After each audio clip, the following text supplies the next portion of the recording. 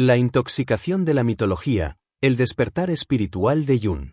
En 1908, Carl Jung, ya consolidado como una figura en ascenso en el campo de la psiquiatría, decidió dar un paso simbólico y literal hacia un nuevo horizonte.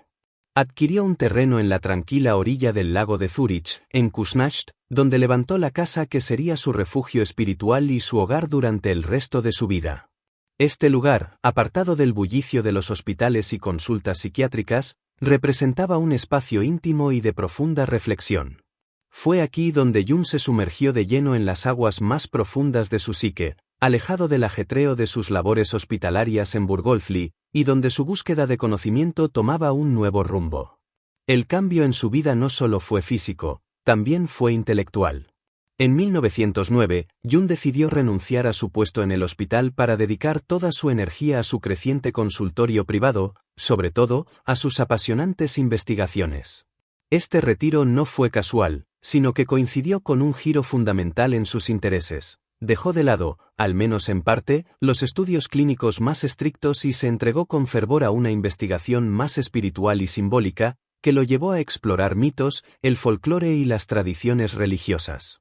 Sus días y noches los pasaba sumergido en textos antiguos, rodeado de una biblioteca que no dejaba de crecer, repleta de trabajos especializados que abarcaban religiones comparadas, psicología etnológica y símbolos ancestrales. Este viaje culminó en su obra magna, Transformaciones y símbolos de la libido, publicada en 2 entregas entre 1911 y 1912. Esta obra no solo marcaba un hito en su carrera, sino que también representaba un regreso a sus raíces más profundas, a las inquietudes que siempre habían latido en su interior, los grandes temas culturales, los mitos universales y las fuerzas religiosas que operaban en la psique humana. Jung mismo describió este proceso como intoxicante. Para él, los mitos y símbolos no eran simples historias, sino que tenían una poderosa vida propia, que podía ser tan real y vívida como la experiencia clínica con sus pacientes. En una reveladora confesión de 1925, Jung recordaba con intensidad esa época: me parecía que estaba viviendo en un asilo para enfermos mentales que yo mismo había creado. Andaba con todas estas figuras fantásticas, centauros, ninfas, sátiros, dioses y diosas, como si ellos fuesen pacientes que yo estuviese analizando. Este testimonio refleja hasta qué punto la mitología se había convertido en una parte esencial de su vida psíquica, como si cada dios y criatura mitológica hubiera cobrado vida en su propia mente. El final del siglo XIX había sido un periodo de extraordinario avance en los estudios sobre religiones comparadas y etnopsicología. Por primera vez, muchos textos sagrados y mitos antiguos fueron recopilados, traducidos y sometidos a análisis históricos. Obras como The Sacred Books of the East de Max Muller habían traído a la luz una vasta riqueza de tradiciones espirituales que hasta entonces habían permanecido en la penumbra para los estudios occidentales. Este descubrimiento del legado mitológico y religioso de la humanidad permitió a muchos, Jung incluido, replantearse el predominante punto de vista cristiano, llevándolos a una comprensión más amplia y profunda de la experiencia espiritual humana. Para Jung, las narrativas religiosas y mitológicas ofrecían una nueva lente para entender los procesos inconscientes y el desarrollo emocional. En su obra Transformaciones y símbolos de la libido, Carl Jung introduce la distinción entre 2 tipos de pensamiento: el pensamiento dirigido y el pensamiento fantaseado. Basándose en ideas de William James y otros, Jung caracteriza el pensamiento dirigido como verbal, lógico y deliberado, mientras que el pensamiento fantaseado es pasivo, asociativo e imaginativo. El pensamiento dirigido es el que domina en la ciencia, mientras que el fantaseado es más común en la mitología y emerge cuando el pensamiento lógico cesa. Jung sugiere que las culturas antiguas carecían de la capacidad de pensamiento dirigido, una adquisición más reciente en la evolución humana. Esto lo vincula con la idea de que los sueños y fantasías de los adultos modernos contienen los mismos temas mitológicos que aquellos presentes en las culturas primitivas, en los niños y en las sociedades prehistóricas.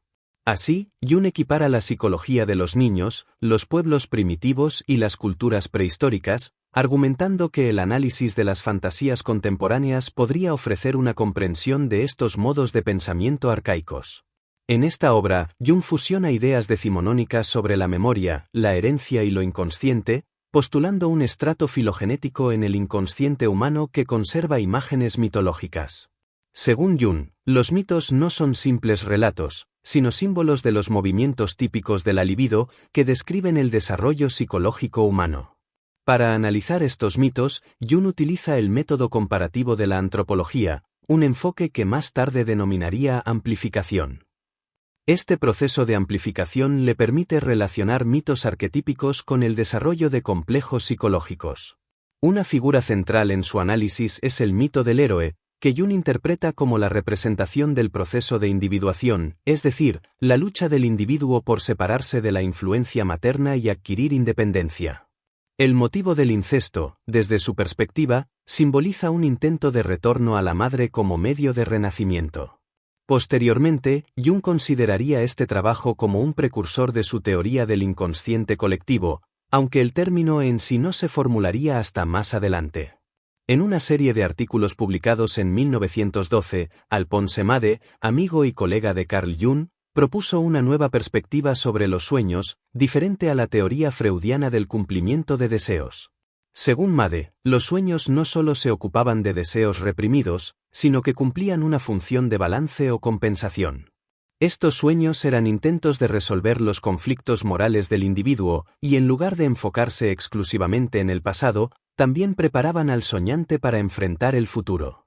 Esta visión se inspiraba en las ideas de Theodore Flournoy sobre la imaginación creativa subconsciente, y Jung adoptó y desarrolló este enfoque junto a Made. Ambos sostuvieron que esta reinterpretación del sueño también transformaba la comprensión de otros fenómenos inconscientes. En el prefacio a la edición revisada de Transformaciones y símbolos de la libido de 1952, Jung reflexiona sobre el contexto en el que escribió la obra original en 1911, cuando tenía 36 años. Describe este momento como un punto crítico, señalando el comienzo de la segunda mitad de su vida, etapa en la que a menudo ocurre una metanoia, es decir, una transformación mental profunda. Jung también reconoce el impacto de su distanciamiento de Freud y expresa gratitud hacia su esposa por su apoyo durante esa época. Después de completar su obra, Jung se dio cuenta de la importancia de vivir con un mito, es decir, con una narrativa que conectara a la persona tanto con el pasado como con su comunidad y el mundo ancestral que habita en ella. Aquellos que no viven con un mito, según Jung, están desarraigados, sin conexión genuina con su historia ancestral ni con la sociedad contemporánea. Jung narra cómo se sintió acosado por la necesidad de responder a la pregunta, ¿cuál es el mito que tú vives? Al no poder ofrecer una respuesta clara, se dio cuenta de que no vivía dentro de un mito concreto, sino que flotaba en una insegura nube de posibilidades de opinión, que cada vez le inspiraba más desconfianza. De ahí resultó naturalmente la resolución de aprender a conocer mi mito, y consideré que esa era la misión por antonomasia, pues, me dije, ¿cómo podría tener en cuenta frente a mis pacientes mi factor personal, mi ecuación personal 33 tan indispensable para el conocimiento del otro, si no tuviera conciencia de él? El estudio del mito había revelado a Jung su propia falta de mito. A continuación se comprometió a conocer su mito, su ecuación personal. Advertimos de este modo que la autoexperimentación que Jung llevó a cabo fue en parte una respuesta directa a las cuestiones teóricas surgidas de su investigación, que culminaron en transformaciones y símbolos de la libido. Mi experimento más difícil. En 1912, Carl Jung experimentó una serie de sueños que marcaron un punto de inflexión en su comprensión del inconsciente, ya que comenzaron a cuestionar las limitaciones de las teorías de Sigmund Freud. Dos de estos sueños fueron particularmente significativos para Jung, quien sintió que revelaban algo más allá de las explicaciones freudianas sobre los sueños. Uno de esos sueños es el siguiente: Jung se encuentra en una ciudad del sur, en una calle ascendente y angosta. Es mediodía y el sol brilla intensamente. Mientras camina, ve pasar a un viejo guardia austríaco, absorto en sus pensamientos. Alguien le dice que ese hombre no puede morir, ya que aunque murió hace décadas, su cuerpo no ha podido descomponerse. Jung se sorprende enormemente ante esta afirmación. Luego aparece una figura curiosa, un caballero poderoso, vestido con una armadura amarillenta, llevando una cruz maltesa roja en la espalda. Este caballero ha existido desde el siglo XII y todos los días, Entre el mediodía y la 1 de la tarde, recorre el mismo camino. A pesar de la extrañeza de ambas apariciones, nadie más parece asombrarse, excepto Jun, quien se maravilla enormemente. Jun se abstuvo de aplicar sus habilidades interpretativas de manera inmediata, pero la imagen del viejo guardia austríaco le evocó a Freud, mientras que el caballero le representaba a él mismo. En medio de este sueño, una voz interna le susurra: todo está vacío y repugnante. Aunque la visión y el mensaje lo incomodan profundamente, Jun siente que debe soportarlo. Este sueño refleja el conflicto interno que Jun enfrentaba en esa etapa de su vida, entre las ideas freudianas y su propia evolución psicológica. El caballero medieval, con su armadura y su misión diaria, parece simbolizar la lucha de Jung por liberarse del legado de Freud y forjar su propio camino en el campo de la psicología, mientras que el guardia austríaco podría representar la persistencia de las ideas de Freud, que seguían presentes pero que, para Jung, ya no evolucionaban. El segundo sueño que Carl Jung tuvo, poco después de la Navidad de 1912, marcó un punto crucial en su vida y pensamiento. En este sueño, Jung estaba sentado con sus hijos en una lujosa habitación adornada con columnas y muebles espléndidos. La mesa en la que se encontraban era de una piedra verde oscuro, y de repente, una gaviota o paloma blanca entró volando y se posó sobre la mesa. Jung pidió a sus hijos que guardaran silencio para no asustar al ave. Luego, la paloma se transformó en una niña rubia de unos 8 años que comenzó a jugar con sus hijos alrededor de los majestuosos pasillos con columnas. De repente, la niña volvió a convertirse en una gaviota o paloma, y le dijo a Jung: solo en las primeras horas de la noche puedo transformarme en un ser humano, mientras el palomo está ocupado con los 12 muertos. Después de estas palabras, el pájaro salió volando, y Jung despertó. Este sueño tuvo un profundo impacto en Jung. En su libro Negro 2, señala que este sueño lo llevó a iniciar una relación con Toni Wolff, una mujer a la que había conocido 3 años antes. En 1925, Jung mencionó que este sueño fue el comienzo de su convicción de que el inconsciente no solo contenía material inerte, sino que había algo vivo y dinámico en su interior. Aunque Jung trató de analizar el sueño a través de símbolos como la tabula esmaragdina, la tabla esmeralda, los 12 apóstoles y los signos del zodiaco, no logró extraer un significado claro más allá de la sensación de que lo inconsciente estaba experimentando una intensa vitalidad. Reconoció que no contaba con una técnica adecuada para profundizar en esta actividad inconsciente, por lo que solo le quedó esperar, observar sus fantasías y seguir viviendo. Estos sueños lo impulsaron a explorar sus recuerdos de infancia, pero esto no le ofreció soluciones concretas. En cambio, Jung se dio cuenta de que necesitaba reconectar con el tono emocional de su niñez. Recordó que, de niño, disfrutaba construir casas y otras estructuras, y retomó esta actividad como una forma de reconectarse con sus emociones infantiles y con lo que consideraba el proceso creativo del inconsciente. Estos sueños fueron fundamentales para que Jung ampliara su visión del inconsciente como algo más que un depósito de recuerdos reprimidos o deseos no realizados, y lo viera como un ámbito vivo, lleno de potenciales transformadores. Mientras Carl Jung estaba inmerso en su autoanálisis, también seguía desarrollando sus teorías psicológicas. En septiembre de 1913, durante el Congreso Psicoanalítico de Múnich, presentó una charla en la que introdujo su teoría de los tipos psicológicos. En ella, Jung propuso que la libido, concepto que en su obra se refiere a la energía psíquica, tiene 2 movimientos fundamentales: la extraversión, que orienta los intereses del sujeto hacia el mundo exterior, y la introversión, donde los intereses se dirigen hacia el interior del sujeto. Según esta distinción, Jung identificó 2 tipos de personas, caracterizadas por la predominancia de una de estas tendencias. Jung también destacó que las psicologías de Freud y Adler eran ejemplos de teorías que reflejaban los sesgos de sus creadores hacia uno de estos tipos: Freud hacia la extraversión y Adler hacia la introversión. Así, Jung propuso la necesidad de una psicología que tomara en cuenta y equilibrara a ambos tipos. Un mes después, mientras viajaba en tren hacia Schaffhausen, Jung experimentó una visión perturbadora: vio a Europa siendo devastada por una catastrófica inundación. Esta visión se repitió 2 semanas después durante el mismo trayecto. Más tarde, en 1925, al recordar esta experiencia, Jung comentó que se sentía como Suiza, cercada por montañas, mientras que el resto del mundo, incluido su círculo de relaciones anteriores, estaba siendo sumergido. Este sentimiento lo llevó a reflexionar profundamente y a formular un diagnóstico personal, pensando, si esto significa algo, es entonces que estoy extraviado y sin esperanzas. Esta experiencia lo llenó de temor, al punto de pensar que podría estar perdiendo la cordura. Inicialmente, Jung interpretó estas imágenes de la visión como señales de una posible revolución, una idea que luego rechazó por considerarla inconcebible. En cambio, concluyó que estaba bajo la amenaza de una psicosis. Este temor persistió hasta que, en el invierno siguiente, tuvo otra visión. Estaba mirando por una ventana hacia el norte cuando vio un brillo rojo sangre que se extendía desde el este hacia el oeste, como si fuera el resplandor de un mar lejano.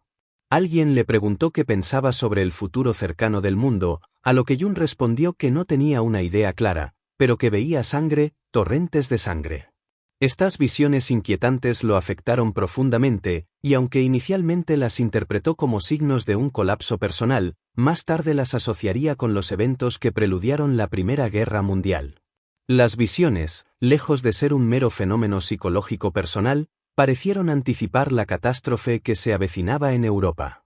En los años previos al estallido de la Primera Guerra Mundial, una atmósfera apocalíptica impregnaba las artes y la literatura europeas. Vasily Kandinsky, por ejemplo, escribió en 1912 sobre la llegada de una catástrofe universal, y entre 1912 y 1914, Ludwig Meitner pintó su famosa serie de paisajes apocalípticos, que mostraban ciudades destruidas, cadáveres y escenas de caos. Esta imaginería de destrucción también se reflejaba en las predicciones espirituales. La médium norteamericana Leonora Piper había profetizado a finales del siglo XIX una guerra global que limpiaría el mundo y revelaría las verdades del espiritismo. En 1918, el escritor y espiritista Arthur Conan Doyle interpretó estos eventos como una manifestación profética de lo que estaba por venir. Carl Jung también fue testigo de visiones apocalípticas.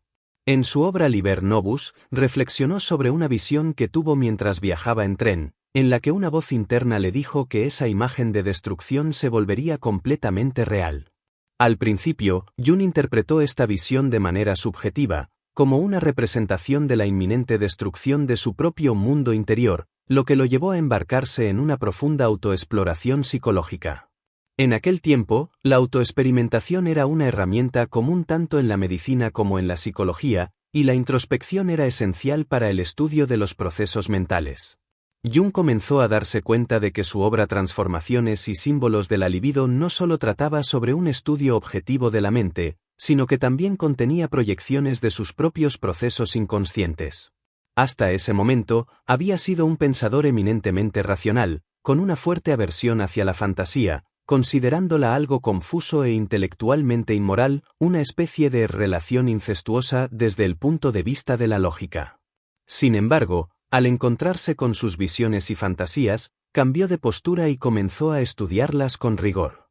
A pesar de la resistencia interna que enfrentó, Jung se dedicó a analizar sus fantasías, observando cuidadosamente cada detalle. Describió este proceso como si hubiera llegado a su lugar de trabajo y se encontrara con todas las herramientas volando alrededor, actuando por sí mismas sin su control. Al permitir que las fantasías fluyeran en su mente, Jung entendió que estaba observando de cerca una función esencial de la psique humana, la capacidad de crear mitos. Este enfoque lo llevó a desarrollar la idea de que la mente, a través de los mitos y las fantasías, tiene una función de autorregulación, reflejando las tensiones y los movimientos de la psique. Esta investigación sobre su propio inconsciente sentaría las bases para su teoría del inconsciente colectivo y su concepto de los arquetipos, símbolos e imágenes ancestrales que subyacen en la psique humana. A medida que Carl Jung profundizaba en su proceso de autoanálisis, recurrió a su libreta marrón, que había dejado abandonada desde 1902. En ella comenzó a escribir sobre sus experiencias internas, utilizando metáforas para describir su estado mental, como estar en un desierto con un sol insoportablemente caliente, que simbolizaba su conciencia. En un seminario en 1925, recordó que había pensado en estructurar sus reflexiones en una secuencia, lo que describió como un tipo de escritura autobiográfica, aunque no en el sentido tradicional de una autobiografía. Jung se inspiró en la tradición filosófica de los diálogos, un género que se remonta a Platón y San Agustín. En particular, mencionó el uso del diálogo interior en las Soliloquios de San Agustín, donde éste reflexiona sobre sí mismo y su relación con la razón. En su libro Negro 2, Jung relató una experiencia peculiar mientras escribía. En medio de su reflexión, una voz interna le dijo que lo que estaba creando era arte. Esto le provocó una gran inquietud, ya que no consideraba su trabajo de esa manera. La voz femenina persistía en señalar que lo que hacía era arte, pero Jung resistió la idea, insistiendo en que no lo era. Posteriormente, Jung identificó esta voz como el ánima, un aspecto de su psique que personificaba el alma, a la que empezó a escribir cartas, desarrollando una relación dialógica con ella. Este diálogo con el ánima le ofrecía una nueva perspectiva, como si estuviera en análisis con un espíritu femenino. Jung recordó más tarde que esta voz femenina era la de una paciente neerlandesa con la que había trabajado entre 1912 y 1918. Esta mujer creía que lo inconsciente representaba una forma de arte, mientras que Jung sostenía que representaba la naturaleza.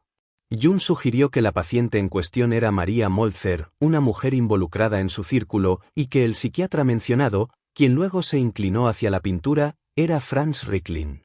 Ricklin abandonó gradualmente el psicoanálisis para dedicarse al arte, convirtiéndose en discípulo de Augusto Giacometti y un importante pintor abstracto de su tiempo. Este episodio subraya cómo Jung, a través de la confrontación con su propio inconsciente, comenzó a establecer la base para su concepto del ánima y a diferenciar el arte de lo que consideraba la expresión natural de la psique. En el libro Negro 2, la entrada de noviembre refleja el sentimiento de Jung sobre su reconexión con su alma, marcando un punto crucial en su proceso de introspección. En ese pasaje, Jung recuerda los sueños que lo motivaron inicialmente a seguir una carrera científica, pero también los sueños recientes que lo llevaron de vuelta a su alma, lo que él consideraba un retorno a su vida interior. Esta fase inicial de escritura terminó en noviembre de 1913. Jung, al no estar seguro de lo que vendría después, decidió profundizar su introspección mediante un experimento. Visualizó que estaba cavando un pozo, tomando esta fantasía como si fuera algo completamente real. Este experimento comenzó el 12 de diciembre de 1913. Jung ya tenía una amplia experiencia en el estudio de médiums en trance, donde se alentaba a las personas a producir fantasías y alucinaciones en estado de vigilia. También había llevado a cabo experimentos con la escritura automática, una práctica similar a la visualización que utilizaban algunas tradiciones religiosas. Por ejemplo, San Ignacio de Loyola, en sus ejercicios espirituales, instruía a los practicantes a ver con los ojos de la imaginación los horrores del infierno, experimentándolos con todos los sentidos. La práctica de la escritura espiritual también era conocida por el místico Emanuel Swedenborg, quien en su diario espiritual describió cómo los espíritus podían apoderarse de un médium hasta el punto de comunicarse a través de él. En una entrada de su diario, Swedenborg relata cómo los espíritus dirigían su mano mientras escribía, hasta el punto de sentir que no era él quien escribía, sino los propios espíritus. Este tipo de experiencia refleja la idea de que las fantasías y las visiones no solo provienen del individuo, sino que también pueden representar la manifestación de fuerzas o voces del inconsciente que actúan de manera independiente. Este enfoque de Jung hacia la fantasía y la escritura como una vía para acceder al inconsciente refleja una metodología que fusiona la tradición espiritual con su propio intento de comprender y dialogar con su psique. La imagen del pozo que Jung visualizó simboliza el descenso a las profundidades de su mente, un proceso introspectivo que lo llevó a descubrir aspectos clave de su pensamiento, como la estructura del ánima y el proceso de individuación. Desde 1909, el psicoanalista Herbert Silbere realizó experimentos en Viena sobre sí mismo en estados hipnagógicos, buscando inducir imágenes que describían simbólicamente sus pensamientos previos. Silbere mantuvo correspondencia con Jung y le envió copias de sus trabajos, estableciendo así un intercambio intelectual entre ambos. En 1912, Ludwig Staudenmayer, un profesor de química experimental, publicó La magia como una ciencia experimental, donde documentó su autoexperimentación desde 1901, la cual incluía la práctica de la escritura automática. Durante sus experimentos, Staudenmayer descubrió que podía comunicarse con diferentes personajes sin necesidad de escribir. También logró inducir alucinaciones acústicas y visuales, buscando entender la magia a través de la autoexperimentación. Para él, la clave para comprender la magia residía en los conceptos de alucinación y subconsciente, Unterbewusstsein, enfatizando el papel de las personificaciones. Estos esfuerzos de autoexploración revelan que los métodos de Jung se asemejan a diversas prácticas históricas y contemporáneas con las que estaba familiarizado. Desde diciembre de 1913, Jung continuó con su propio proceso, induciendo deliberadamente fantasías en estado de vigilia y actuando en ellas como si fueran una obra de teatro. Estas fantasías se pueden interpretar como un pensamiento dramatizado visualmente, mostrando la influencia que sus estudios de mitología tuvieron en su obra. Muchas de las figuras e ideas presentes en sus escritos derivan de sus lecturas, reflejando su fascinación por el mundo del mito y la épica. Los libros negros, en los que Jung registró sus fantasías, no son simples diarios de eventos o sueños, en cambio, son registros de un experimento introspectivo. En diciembre de 1913, Jung describió el primero de estos libros como el libro de mi experimento más difícil, lo que indica la seriedad y la profundidad de su indagación personal. A través de este proceso, Jung no solo exploró su propia psique, sino que también buscó entender la naturaleza de la imaginación y su conexión con los mitos, la cultura y la espiritualidad. Al recordar sus experiencias de esos tiempos, Jung describió su desafío científico como la necesidad de observar qué sucedía cuando apagaba su conciencia. Los sueños, según él, indicaban la existencia de una actividad psíquica subyacente que deseaba permitir emerger, de manera similar a los efectos de la mescalina. En una entrada de su libro de sueños del 17 de abril de 1917, anotó, desde entonces, frecuentes ejercicios en el vaciamiento de la consciencia. Este enfoque era deliberado y buscaba permitir que los contenidos psíquicos aparecieran de manera espontánea. A veces, Jung sentía que algo lo estaba llamando desde el umbral de su conciencia, mientras que en otras ocasiones se sorprendía murmurando para sí mismo. Desde noviembre de 1913 hasta julio del año siguiente, Jung se mantuvo en un estado de duda sobre el significado y la relevancia de su autoexploración, así como sobre el sentido de sus fantasías en desarrollo. Durante este periodo, tuvo una visión importante en forma de sueño en la que apareció Filemón, una figura que más adelante se convertiría en central en sus fantasías. En este sueño, Jung describió un cielo azul que se asemejaba al mar, cubierto no por nubes, sino por terrones marrones de tierra. A medida que los terrones se resquebrajaban, la agua azul del cielo se hacía visible entre ellos, revelando que el agua era, de hecho, el cielo azul. En un momento dado, un ser alado pasó volando desde la derecha, era un hombre anciano con cuernos de toro, que sostenía un manojo de 4 llaves, una de las cuales parecía estar a punto de abrir una cerradura. Sus alas, con los colores brillantes de un martinete, aportaban un carácter distintivo a su figura. La confusión que sentía ante esta imagen onírica lo llevó a plasmarla en un dibujo, un intento de visualizar y comprender mejor lo que su mente estaba manifestando. Esta experiencia demuestra cómo Jung utilizó el arte y la visualización para procesar y explorar los significados de sus fantasías, un método que le permitió interactuar con los contenidos de su psique de manera más consciente y profunda. La figura de Filemón, por su simbolismo y su conexión con lo arquetípico, jugaría un papel fundamental en su comprensión del inconsciente y en su desarrollo teórico posterior. Mientras Jung trabajaba en la pintura de la imagen onírica, hizo un descubrimiento notable. Encontró un martín pescador muerto en su jardín, cerca de la orilla del lago, una ave que es difícil de avistar en las cercanías de Zúrich.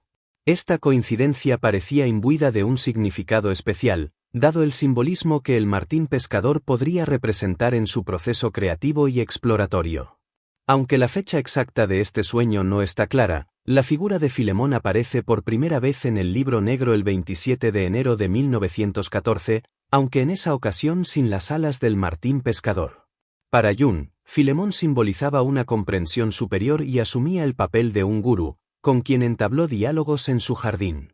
A medida que Jung continuaba explorando sus fantasías, notó que Filemón evolucionó a partir de la figura de Elías, quien había surgido anteriormente en sus reflexiones. Jung describió a Filemón como una figura pagana que trajo consigo una atmósfera de influencia egipcio-helénica, impregnada de una tonalidad gnóstica. A través de sus conversaciones con Filemón, Jung comenzó a experimentar una clarificación en su percepción de la realidad psíquica, que él denominó la realidad del alma.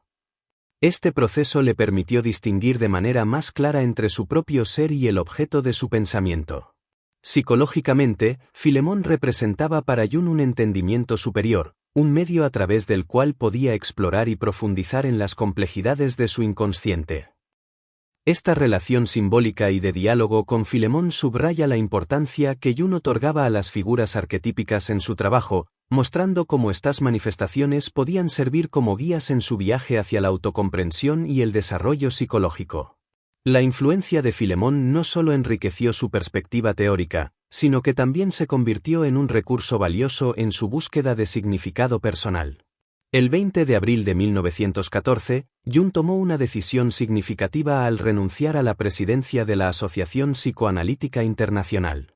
10 días después, el 30 de abril, dejó también su cátedra en la Facultad de Medicina de la Universidad de Zúrich. Esta decisión fue impulsada por una sensación de vulnerabilidad en su posición académica y una necesidad de reorientación personal, ya que creía que sería injusto continuar dando clases si no se sentía plenamente comprometido. Durante los meses de junio y julio de 1914, Jung experimentó un sueño recurrente que reflejaba su estado interno. Soñaba que estaba en un país extranjero sin una manera rápida de regresar a casa por barco, seguido de una ola de frío glacial. Este simbolismo indica una sensación de desarraigo y un profundo conflicto interno. El 10 de julio de ese mismo año, la Sociedad Psicoanalítica de Zúrich votó abrumadoramente, 15-1, a favor de separarse de la Asociación Psicoanalítica Internacional. La razón formal para esta secesión, según el protocolo, era que Freud había establecido una ortodoxia que restringía la investigación libre e independiente.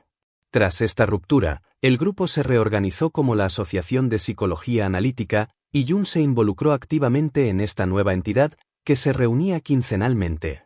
A la par, mantenía un consultorio terapéutico muy activo, atendiendo entre 1 y 9 consultas diarias, con un promedio de 5 a 7 sesiones semanales.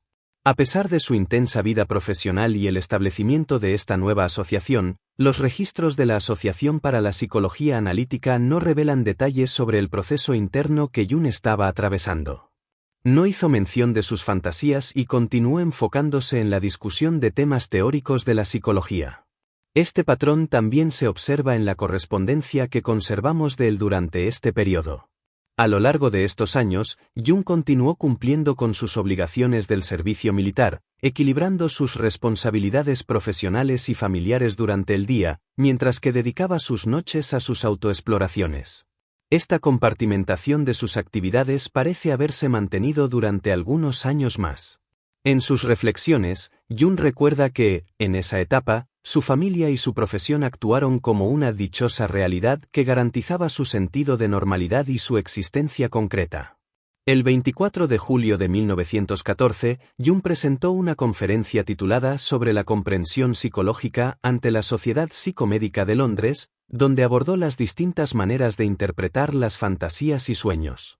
En esta charla, realizó un contraste entre el enfoque analítico reductivo de Freud, que se basa en la causalidad, y el método constructivo promovido por la Escuela de Zúrich. Jung argumentó que el defecto del enfoque freudiano radicaba en que, al buscar las causas de los fenómenos en sus elementos antecedentes, se limita a ofrecer una visión parcial del panorama. Este método se asemeja a intentar entender la obra maestra Fausto de Goethe a partir de sus componentes mineralógicos, en lugar de considerar su significado y su impacto en la experiencia humana. Para Jung, el significado de los fenómenos solo vive porque lo experimentamos en y a través de nosotros mismos. Esto indica que para captar plenamente el sentido de algo, es crucial vivirlo y experimentarlo en el contexto de nuestra propia vida. Jung también subrayó que, dado que la vida es esencialmente dinámica y siempre nueva, no puede ser comprendida únicamente de manera retrospectiva. En cambio, su enfoque constructivo se centra en cómo construir un puente desde la psique tal como es hacia su propio futuro. Esto implica un interés en la creación y en el potencial de desarrollo personal, en lugar de simplemente descomponer y analizar el pasado.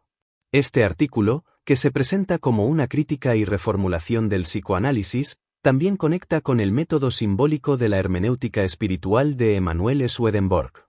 Jung defendió la idea de que la interpretación simbólica y espiritual de las fantasías es fundamental para comprender su verdadero significado y su función en la vida de las personas, ofreciendo así un camino alternativo a la interpretación psicoanalítica tradicional.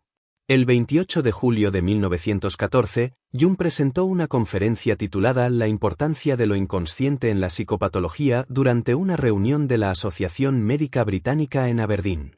En esta charla, argumentó que en los casos de neurosis y psicosis, lo inconsciente busca compensar la actitud unilateral de la consciencia del individuo.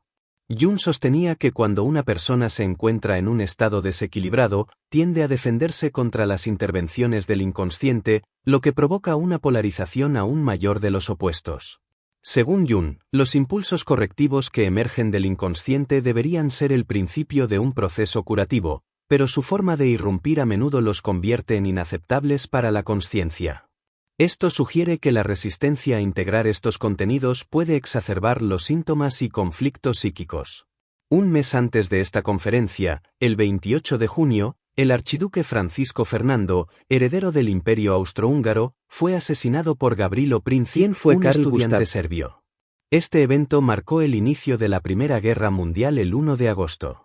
En 1925, Jung recordó que sentía que tenía una psicosis sobrecompensada y que no se liberó de este sentimiento hasta el 1 de agosto de 1914. Años más tarde, le confió a Mircea Eliade que como psiquiatra se sentía inquieto y se preguntaba si podría estar incubando una esquizofrenia, término que se usaba en ese tiempo.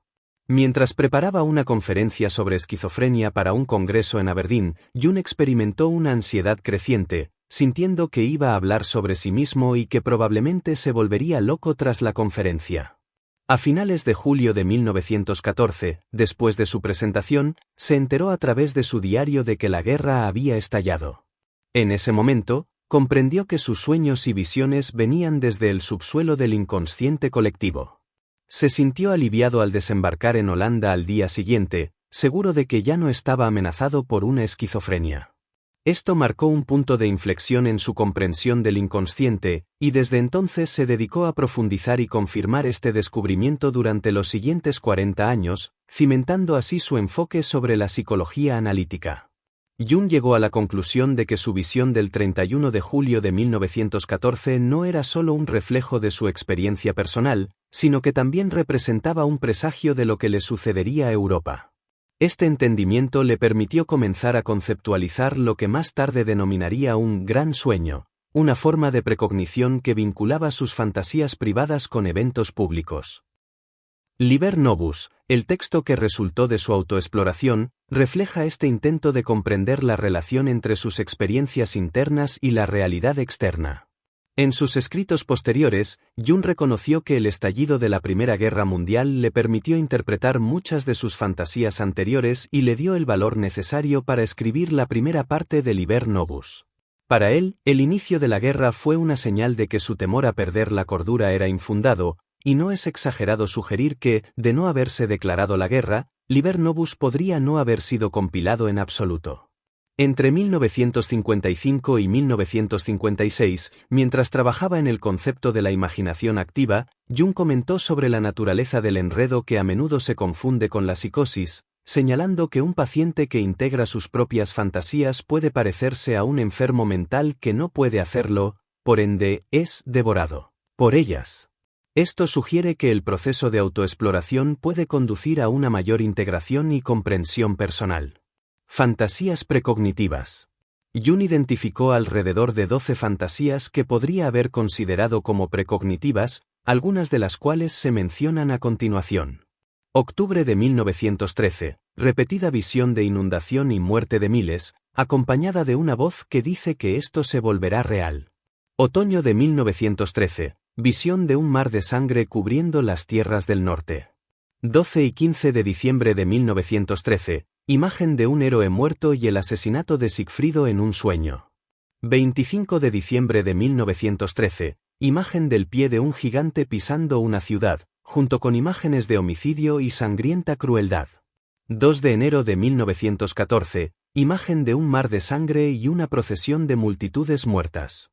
22 de enero de 1914, su alma sube desde las profundidades y le pregunta si aceptará la guerra y la destrucción, mostrándole imágenes de destrucción, armas militares, restos humanos, barcos hundidos y estados destrozados. 21 de mayo de 1914, una voz que dice que los sacrificados caerán a izquierda y derecha. Junio-julio de 1914, sueño repetido de estar en un país extranjero y no poder regresar rápidamente por barco, seguido por la llegada de un frío glacial. Estos eventos y visiones no solo reflejan su estado psíquico personal, sino que también parecen anticipar el caos y la tragedia que pronto se desatarían en Europa, conectando así su mundo interno con el destino colectivo de su tiempo.